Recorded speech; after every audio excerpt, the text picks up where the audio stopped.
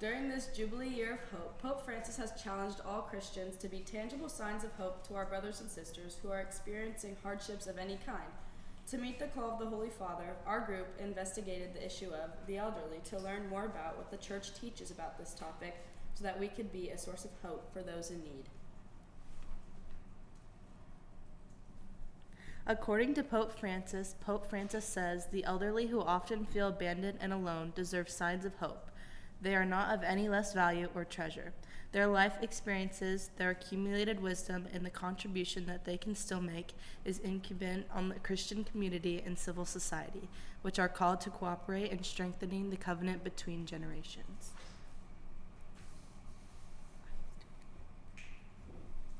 Around 25 to 30% of elders have anxiety and depressive disorders.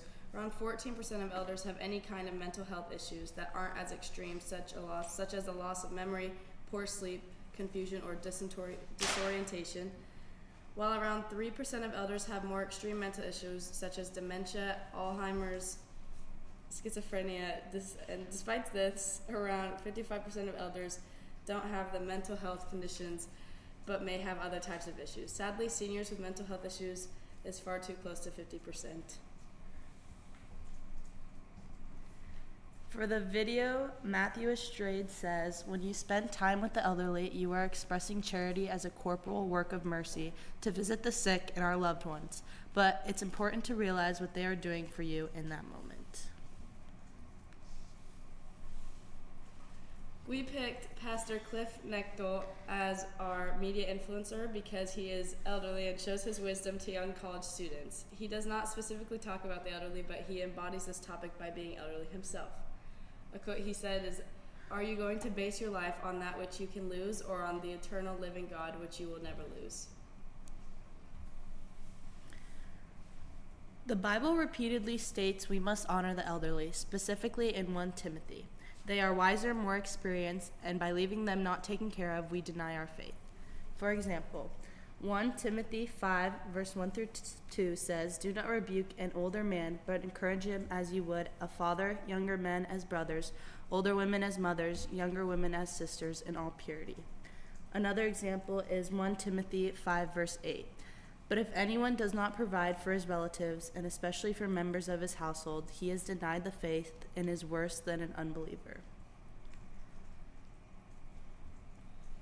The movie we picked is called A Man Called Otto. Otto is a 63-year-old depressed and grumpy widower who has Asperger's syndrome. He is rude to everyone in his neighborhood until a lively and messy family moves in next door. He is rude to them still, but he secretly has grown a liking to them. The pregnant mother, Marisol, reminds Otto of his late wife, Sonia, and so he grows close with her. The family shows Christian values to Otto by making sure they keep an eye out for him and stopping him from taking his own life. The government and the elderly.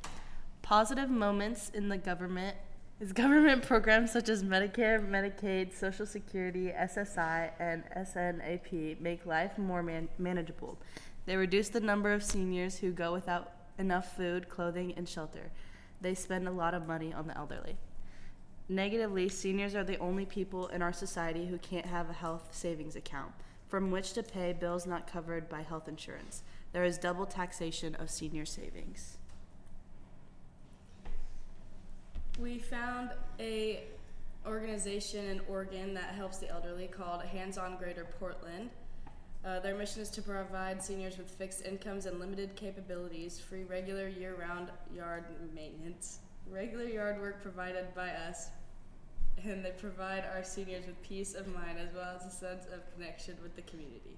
Their goal is to help elders age in a place and stay in their homes as long as possible. According to the Church, the Catechism says old age is in a good position to grasp the deception of this normalization of a life obsessed with enjoyment and empty of interiority. Life without thought, without sacrifice, without beauty, without truth, without justice, without love, this is all corruption. The papal letter says the elderly man rediscovers prayer and bears witness to its strengths. In the Gospels, Jesus never rejects the prayer of those who are in need of help. By virtue of their weakness, the elderly can teach those who are living in other ages of life that we all need to abandon ourselves to the Lord to invoke his help. John Paul II says, "The church looks with love and trust upon you elderly people, dedicating herself to encouraging the fulfillment of a human, social, and spiritual context in which every person can live this important stage of his life fully and with dignity." Is this consistent? The actions of Hands On Greater Portland does align with what the Bible says as Catholic social teaching. The church teaches to honor the elderly, be like Jesus, and never reject the prayer of those who are in need of help. Hands On Greater Portland's actions are doing elderly's housework to help them stay within their homes as long as possible, and they help them feel comfortable mentally and financially. How can we live this out at Regis? First, pray for the elderly.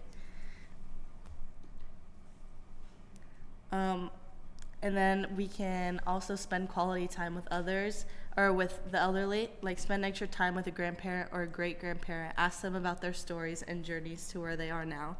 And simple gestures. Help an elderly lady carry her groceries, open the door for an older person who has a hard time walking, and let them go ahead of you in line at the grocery store, a food line, stairs, elevators, etc.